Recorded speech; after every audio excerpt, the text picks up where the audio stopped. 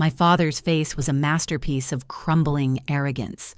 It was a sight I'd waited years to see, a moment I had curated with the patience of a saint and the precision of a surgeon. He stood there, champagne flute still in his hand, his mouth slightly agape. The toast he had been making, a grand, pompous speech about legacy and bloodlines, had died on his lips. All around us, the murmuring of our guests, his friends, his business associates, our family, had stuttered into a shocked, electric silence. His eyes, which had so often dismissed me with a cool glance, were now wide with a confusion that was rapidly curdling into panic. He looked at me, truly looked at me, for what felt like the first time in my entire life. And for the first time in my 35 years, I didn't flinch. I didn't look away. I smiled. It wasn't a big smile. It was a small, quiet, razor-sharp thing. The kind of smile that says, "The game is over, and you have lost. But I'm getting ahead of myself. The end of their world deserves a proper beginning. Let me take you back. Let me start with the chair." It all began, as so many endings do, at a family dinner. I sit here now in the quiet of my own living room, a room that feels truly mine for the first time. The fire is crackling, casting long, dancing shadows on the walls. My daughter, Maya, is asleep upstairs, her breathing a soft, steady rhythm through the baby monitor on the table beside me. She is safe. She is loved. She is home. Those three simple truths are the pillars of my new world, a world I built from the ashes of the old one. A letter arrived today, its crisp envelope and unfamiliar legal letterhead a ghost from that past. It's from a law firm I don't recognize, representing my brother, David. It's a pathetic last-ditch plea, filled with words like reconciliation and familial duty. Words that, coming from him, are as hollow as a drum. Reading it didn't make me angry. It didn't even make me sad. It just reminded me of how far I've come and why I can never, ever go back. It reminded me of the day my entire life pivoted on a single cruel act. To understand the cruelty, you have to understand my family. My father, Richard, was a man who wore his ambition like a badly tailored suit. It was 2 sizes too big for his actual talent, and he was constantly tugging at the sleeves, hoping no one would notice. He was a man who believed he was a titan of industry, when in reality he was a small-time manager who had inherited a business that he was slowly but surely running into the ground. His ego was his most prized possession. My mother, Eleanor, was his loyal acolyte in the cult of their own importance. She was a woman obsessed with appearances, with bloodlines, with the delicate architecture of social standing. Her world was a fragile scaffolding of brand names, exclusive club memberships, and the right kind of friends. A world where what people thought was infinitely more important than what people felt. Then there was my brother, David, the golden child. David could do no wrong. He was the heir apparent, the continuation of a legacy my father had largely invented. He was a paler, lazier copy of our father, coasting through life on a wave of parental adoration and unearned confidence.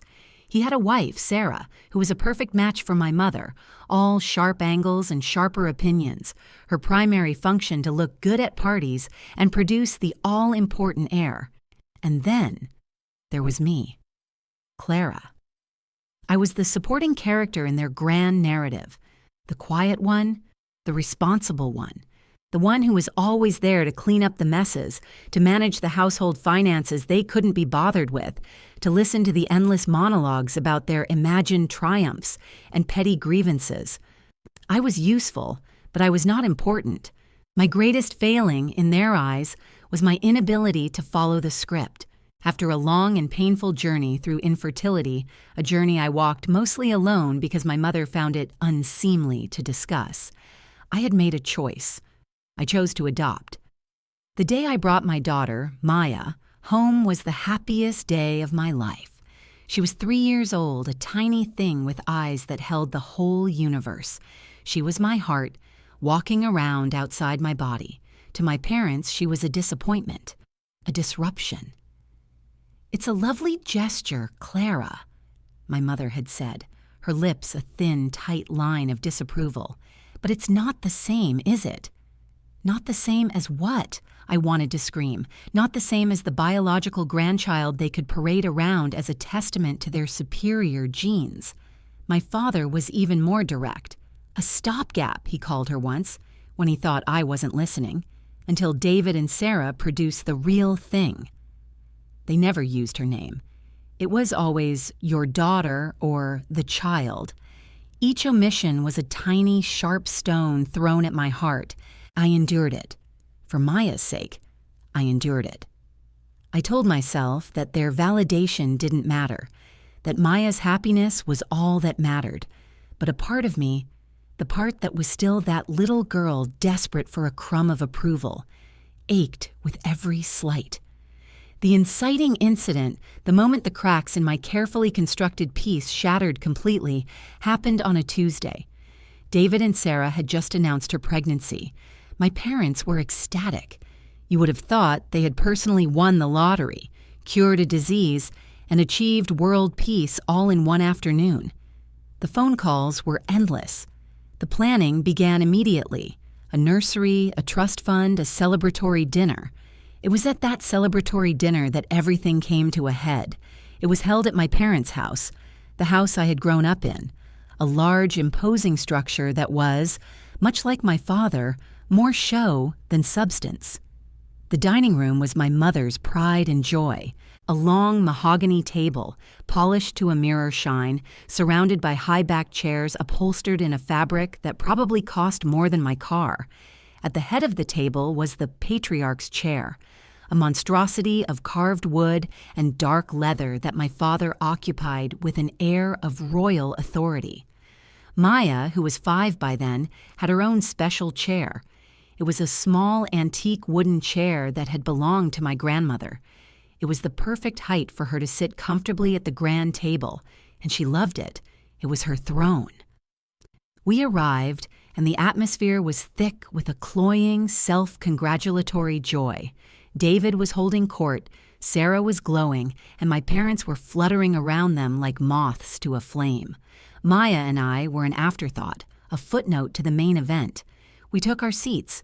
I placed Maya in her little grandmother's chair next to me. She was excited, chattering about her day at school, her little legs kicking happily. My mother glided over, a fake smile plastered on her face.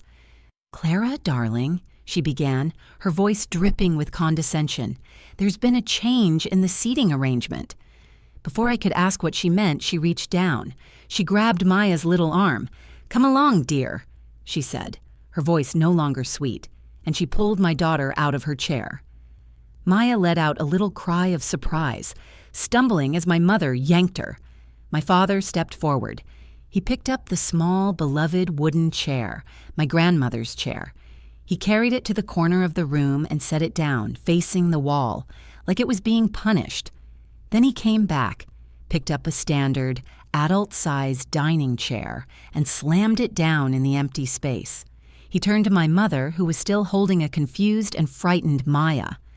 "That chair," he announced, his voice booming with self-importance, loud enough for everyone to hear. "That's for real grandkids." The world stopped. The air in the room went thin and sharp. I looked at my daughter. Her face was crumpled in confusion and hurt. Her lower lip was trembling. Tears welled in her big, beautiful eyes. She didn't understand the words, but she understood the violence of the act, the rejection, the humiliation. Something inside me, something that had been dormant for a very long time, woke up. It was a cold, pure, diamond-hard rage. I saw my brother David smirk. I saw his wife, Sarah, look away with a flicker of smug satisfaction. I saw my mother's triumphant gaze as she shoved Maya towards a spare seat at the far end of the table, away from me, away from the family. I stood up. My legs were shaking, but my voice, when it came out, was terrifyingly calm. I looked directly at my father, and I said the 4 words that would become my declaration of war. "I own this house." He blinked. Then he laughed. It was a dismissive, ugly sound. "What did you say?" he scoffed. "Don't be ridiculous, Clara. You're hysterical. Sit down." "I own this house," I repeated, my voice a little louder, a little harder. My mother rolled her eyes. "Oh, for heaven's sake, Clara, don't make a scene. You're upsetting everyone. This is a happy occasion." "A happy occasion?" I asked, and this time my voice trembled, not with weakness, but with fury. "You just assaulted my daughter. You humiliated a 5-year-old child to make a point." "It's a chair, Clara," David chimed in, ever the helpful son. "Calm down, it's just a chair." It was never about the chair. We all knew it. It was about blood. It was about worth. It was about them telling me and my child that we were not enough, that we were second class, that we did not belong. I walked over to my daughter, who was now openly crying. I knelt down and wrapped my arms around her. "It's okay, sweetie," I whispered into her hair. "We're leaving now." I scooped her into my arms, her small body clinging to me like a life raft. I turned and walked towards the door, not looking back. "If you walk out that door, Clara, don't bother coming back," my father yelled after me. "You're choosing that child over your own family." I paused at the doorway. I turned my head. "She is my family," I said, my voice cutting through the tension. "And you are just people who live in my house. For now." Then I walked out, and the war began. The drive home was a blur of tears, hers of hurt, mine of rage. I tucked her into bed, read her 3 stories, and sang her favorite lullaby until her breathing evened out and she drifted off to a place where monsters didn't look like grandparents. Then I went downstairs, and I didn't just cry. I fell apart. The years of swallowing insults, of making myself smaller, of pretending their casual cruelty didn't slice me to the bone. It all came rushing out in a tidal wave of grief and fury. How could they? How could they do that to a child? To my child? The answer was simple and devastating, because they didn't see her as a person. They saw her as a symbol of my failure. When the storm of tears passed, something else took its place. A stillness, a cold, hard clarity. They had drawn a line. They had pushed my daughter from a chair, and in doing so, had pushed me off a cliff. They just didn't realize I had a parachute. My grandmother, my mother's mother, had been nothing like her daughter. She was warm and wise, and saw the world for what it was. She had seen the brittle ambition in my father and the cold snobbery in my mother. She adored me and tolerated them.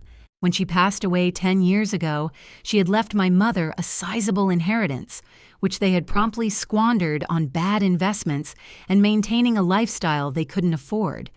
But she had also left something for me, a secret. A week after her funeral, her lawyer, a kind elderly gentleman named Mr. Abernathy, had called me to his office. He had given me a thick, sealed envelope. "Your grandmother was a very astute woman," he had said, his eyes twinkling. "She instructed me to give you this and to tell you to open it only when you truly needed it, when you felt you had your back against the wall." For 10 years, that envelope had sat in a safe deposit box. I had been tempted to open it many times, during my divorce, during my financial struggles before I adopted Maya, but I always held back. My grandmother's words echoed in my mind. When you truly need it. That night, after putting Maya to bed, I knew. This was the moment. The next morning, I went to the bank. My hands trembled as I unlocked the box and pulled out the heavy manila envelope. I took it to my car and tore it open.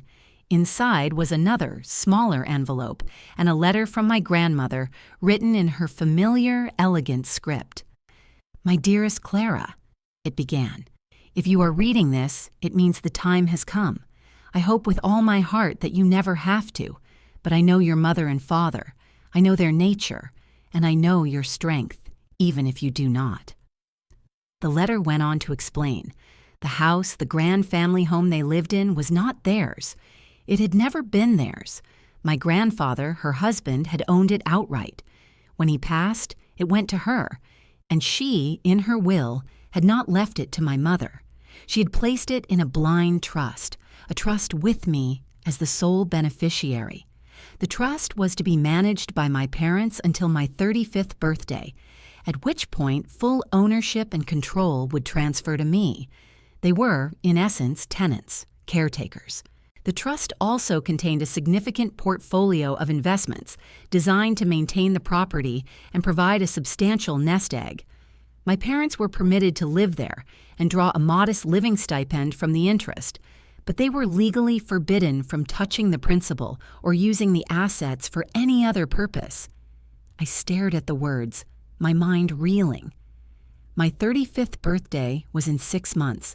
The letter ended with a final, chillingly prescient piece of advice. They will not have honored this, Clara. Their greed is a sickness. They will have treated it all as their own. Do not confront them. Not yet. Go and see Mr. Abernathy. He has the full documentation. He will know what to do. Bide your time. Gather your strength. And when the moment is right, do not hesitate. Take back what is yours. Your future and your peace of mind depend on it. The smaller envelope inside contained the key to another safe deposit box, the one holding the original trust documents. I drove straight to Mr. Abernathy's office. He was older now, semi-retired, but his mind was as sharp as ever. He greeted me with a sad, knowing smile. "I have been waiting for your call, Clara," he said gently. "I am so sorry it has come to this." We spent the next 3 hours going over everything. He had copies of the trust, the will, the property deeds. He had also, at my grandmother's request, been discreetly monitoring the trust's finances for the past decade. What he showed me was worse than I could have imagined. My father, with my mother's complicity, had been systematically plundering the trust. They had taken out second and third mortgages on the house, my house, to fund my father's failing business and their lavish lifestyle. They had liquidated large portions of the investment portfolio, forging documents to do so. They had committed fraud, embezzlement. The sheer scale of their deceit was breathtaking. "This is not just a civil matter, Clara," Mr. Abernathy said, his expression grim. "This is criminal. They could face prison time." I sat there, the documents spread out before me, a decade of betrayal laid bare in black and white. My first instinct was to burn it all down, to call the police, to march over there and throw them out onto the street that very day. But then I remembered my grandmother's words. "Bide your time. Gather your strength. And when the moment is right, do not hesitate." And I remembered the look on my father's face when he laughed at me, the smug satisfaction in my brother's eyes, the cold triumph in my mother's. Just kicking them out wasn't enough. They had humiliated me. They had hurt my child. They had built their entire world on a foundation of lies and theft, all while looking down on me. I didn't just want restitution. I wanted retribution. I wanted them to feel a fraction of the powerlessness I had felt my entire life. I wanted to dismantle their world, brick by fraudulent brick, in front of everyone they had spent their lives trying to impress. "Mr. Abernathy," I said, my voice steady, "my 35th birthday is in 6 months. What happens on that day?" "On that day," he replied, "the trust dissolves and everything transfers directly into your name. You become the sole, undisputed owner of the house and all remaining assets. You will have the legal authority to do whatever you wish." A plan began to form in my mind, a cold, patient, meticulous plan. "So for the next 6 months," I said, thinking aloud, "they still believe they are in control." "Yes," he confirmed, "they have no idea that you know or that their authority has an expiration date." "Good," I said.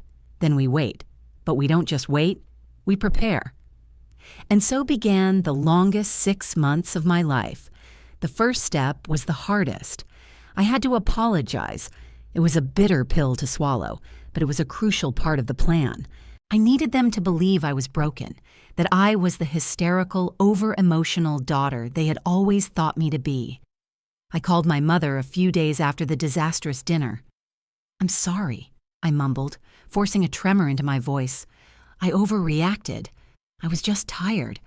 I shouldn't have made a scene." The sigh on the other end of the line was heavy with martyrdom.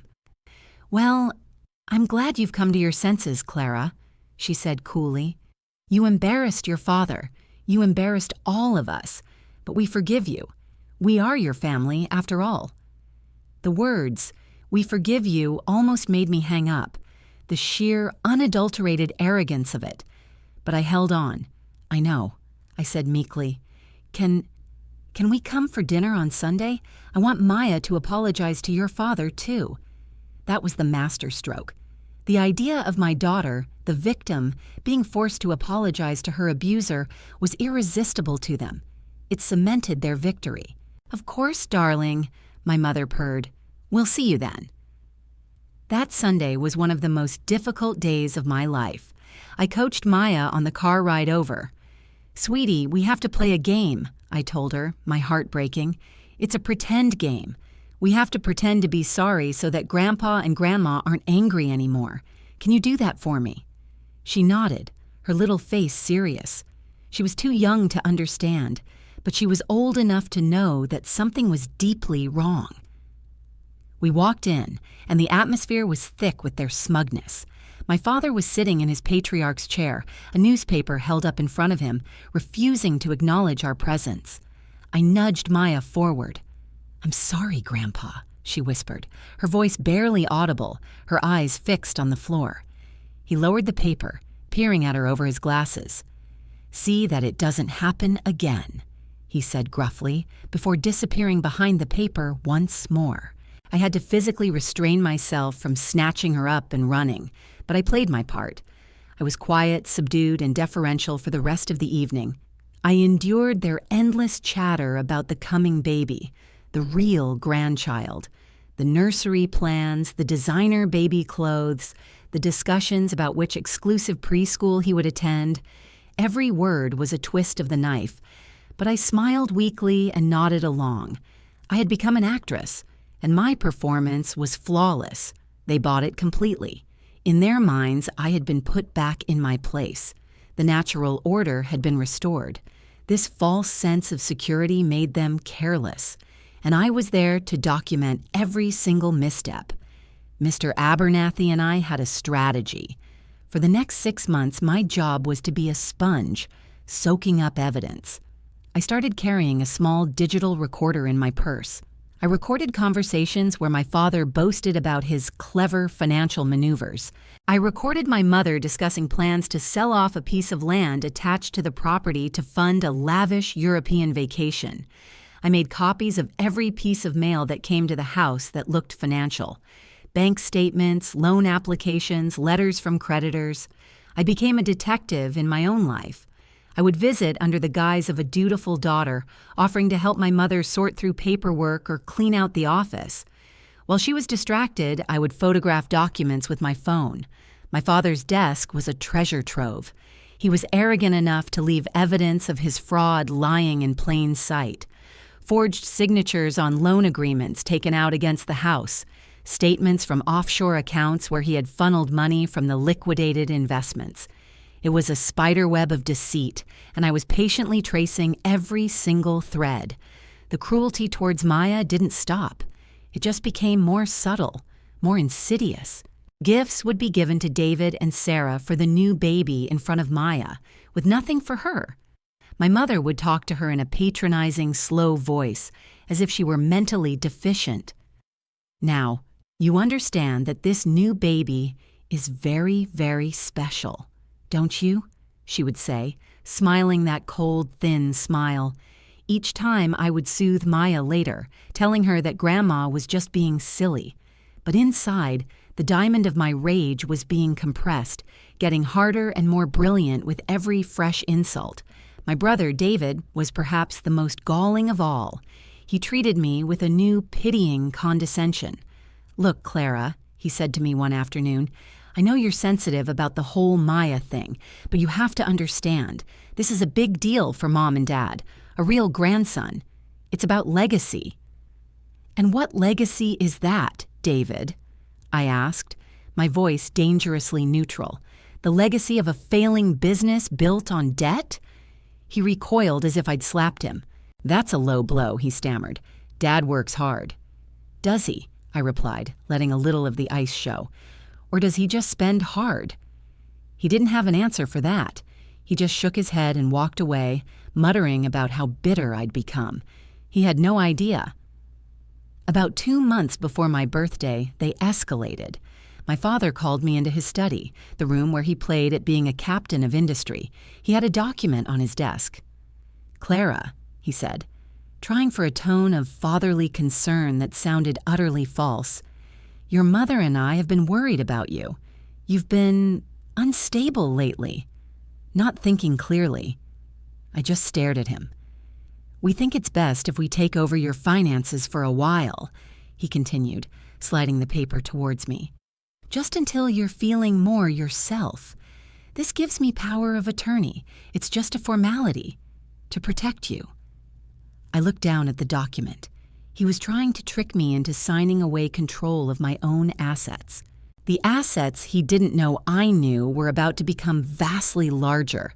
It was so brazen, so utterly contemptuous of my intelligence that I almost laughed. Instead, I feigned confusion and distress. "Power of attorney?" I asked, my voice trembling. I don't understand. Why?" "For your own good, Clara," my mother said, gliding into the room as if on cue. "We just want to make sure you and the child are taken care of." I picked up the document, my hand shaking for effect.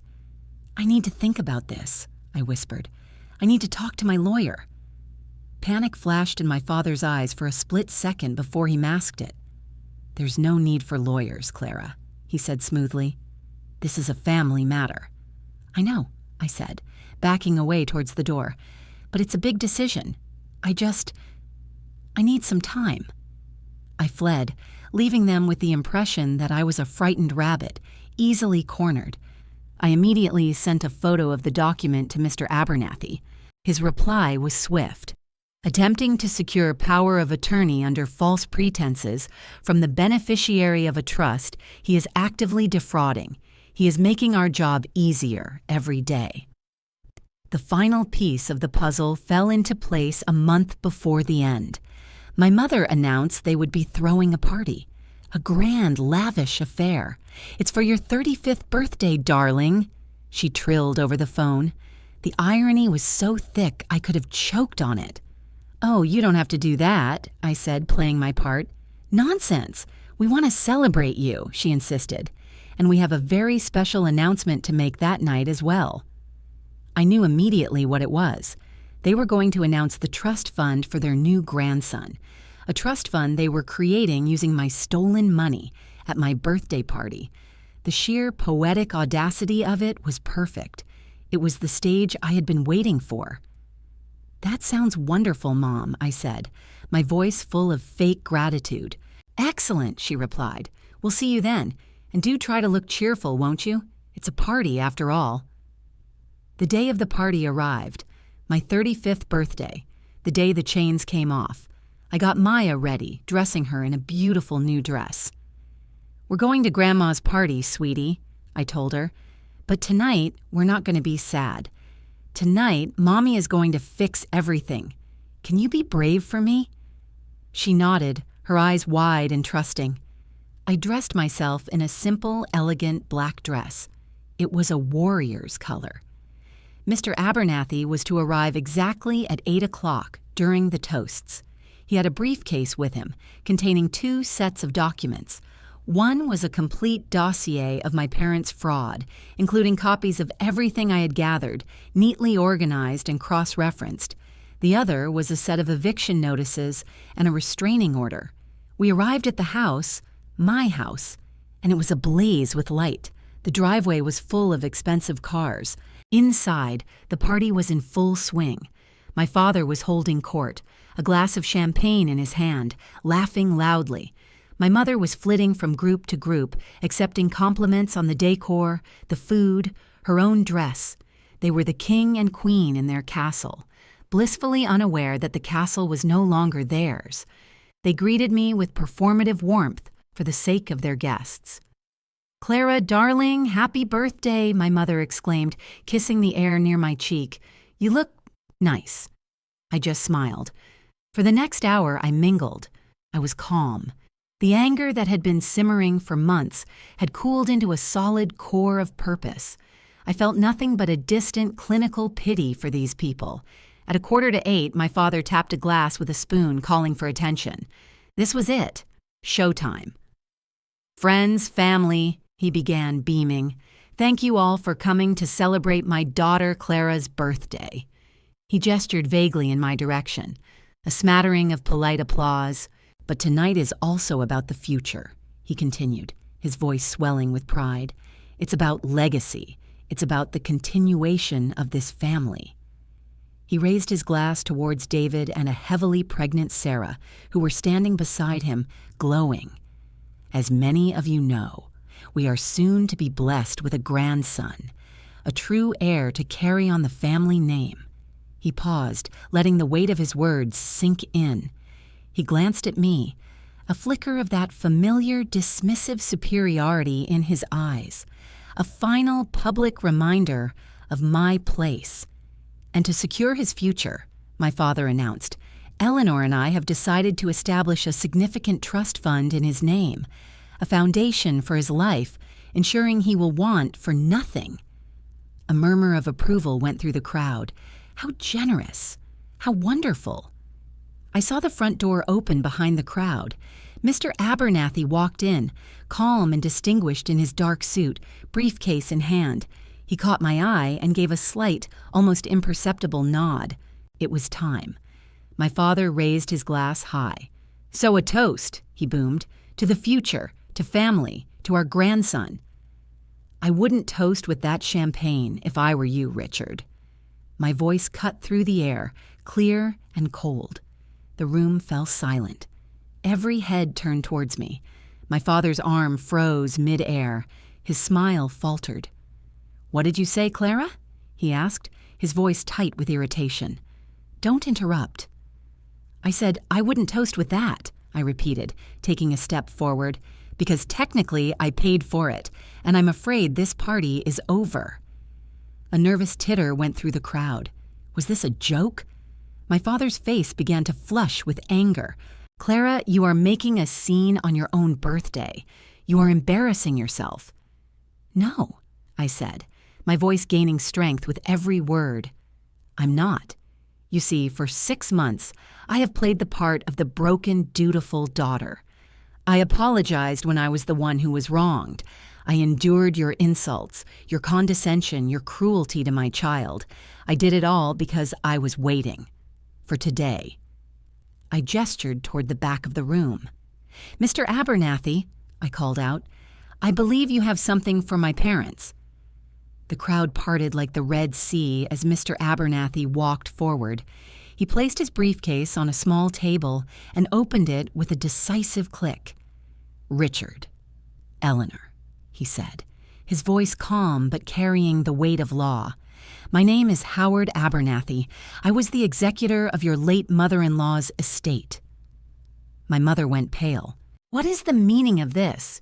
My father blustered, trying to regain control. "This is a private party."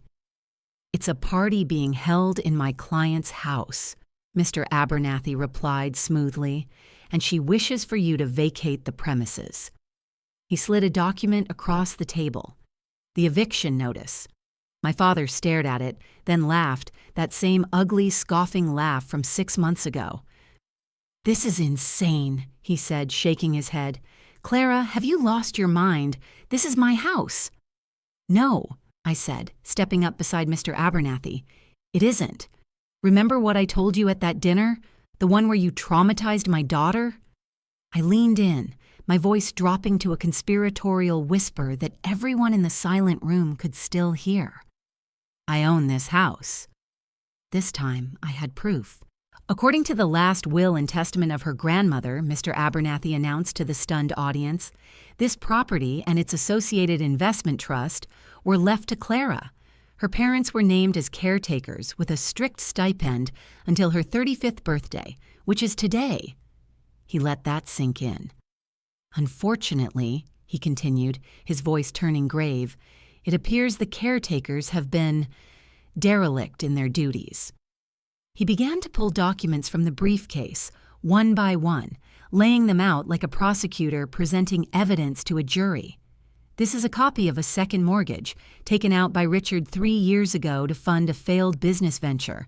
The signature of the trust's owner, Clara, was forged.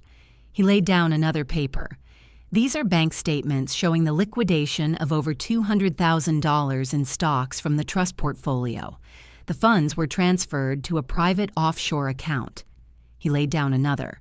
And this is the power of attorney document Richard attempted to have Clara sign 2 months ago, a clear attempt to gain control of assets he had already been illegally misappropriating.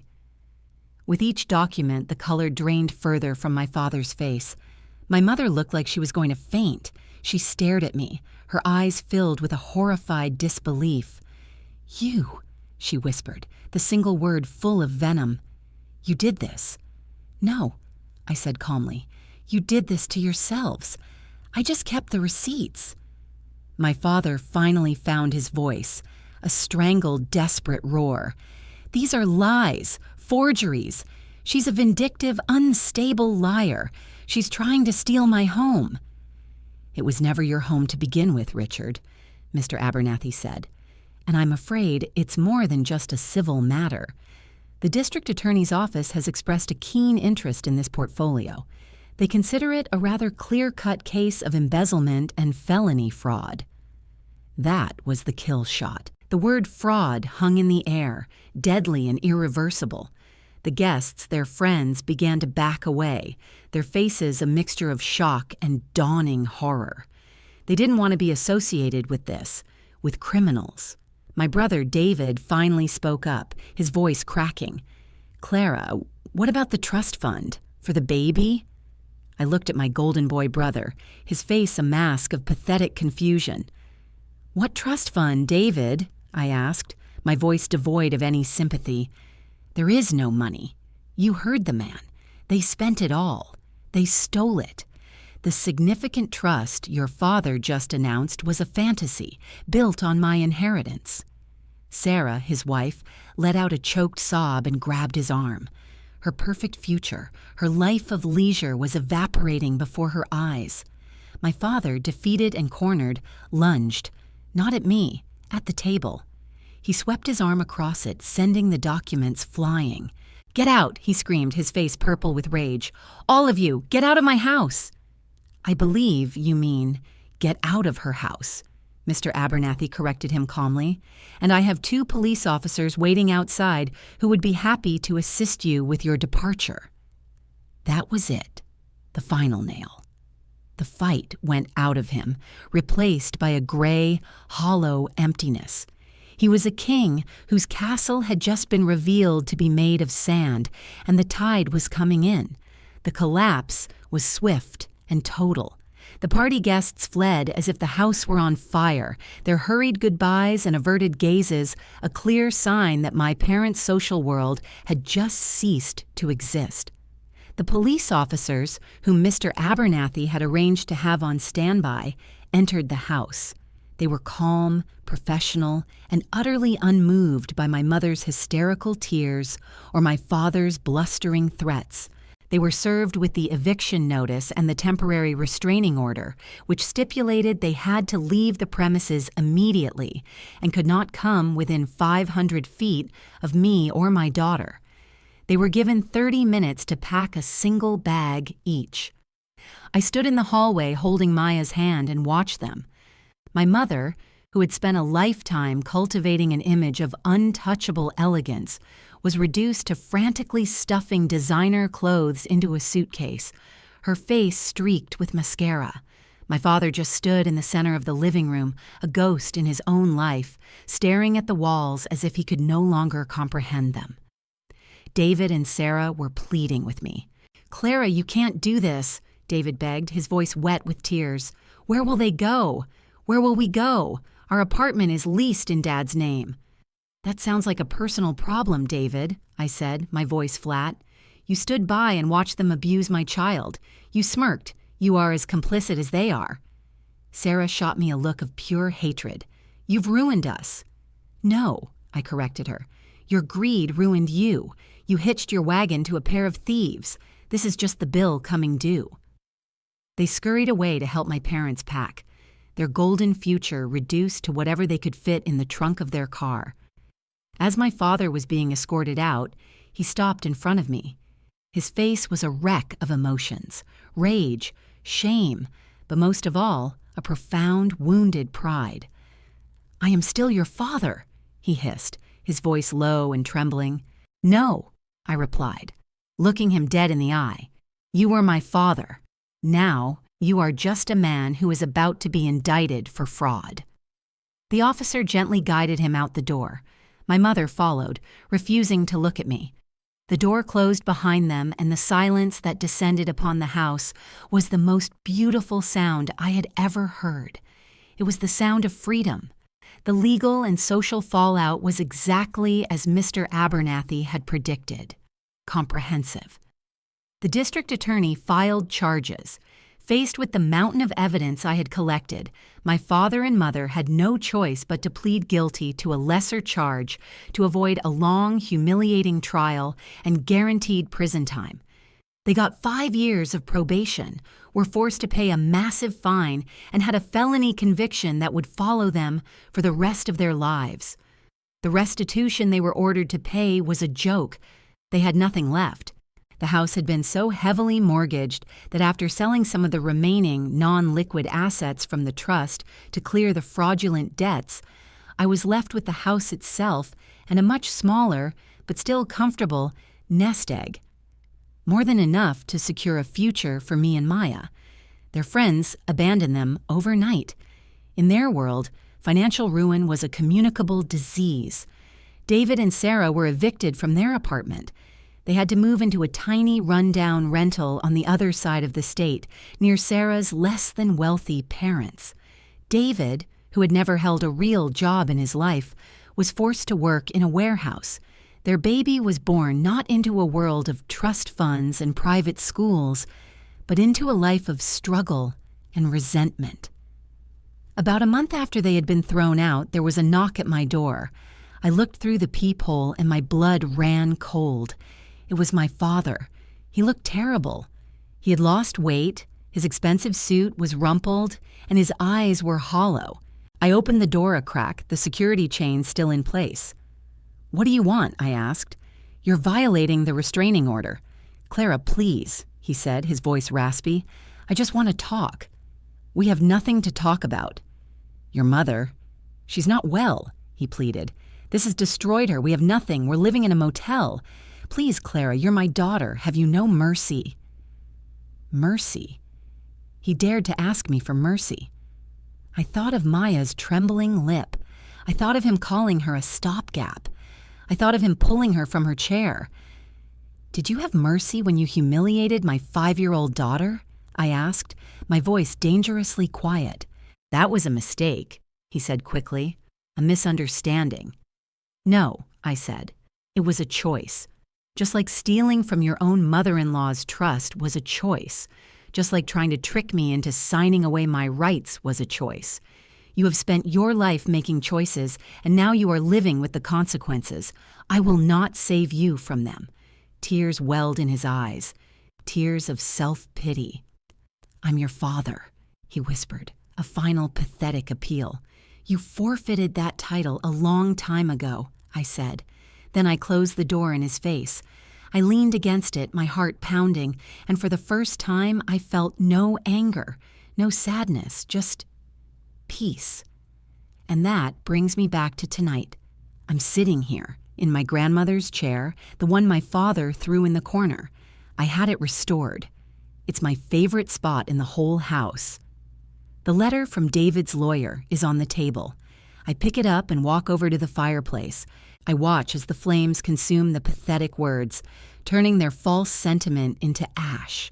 The house is different now. I redecorated. All the heavy, dark, pretentious furniture is gone, replaced with light, and color and comfort, replaced with life. Maya's drawings are on the refrigerator. Her toys are in a basket in the corner. It is a home, not a museum of someone's ego. A car pulls into the driveway. A few moments later, the door opens and Mark walks in. Mark. He's a landscape architect I hired to redesign the gardens, to tear out my mother's rigid, formal flower beds and replace them with something wild and beautiful. He's kind and funny, and he has a smile that makes his eyes crinkle at the corners. He adores Maya. He taught her how to plant sunflowers last spring, and his patience with her endless questions made my heart ache in the best possible way. He walks over and kisses the top of my head. "Everything okay?" he asks, his gaze falling on the baby monitor. "Everything is perfect," I say, and I mean it. He settles onto the sofa beside me, and we sit in comfortable silence, watching the fire. This is my new life. Quiet, peaceful, safe. My grandmother's final words from her letter have become my mantra. "Never let anyone else decide your worth, Clara," she had written. "Your value is not determined by their approval. It is inherent. It is yours alone.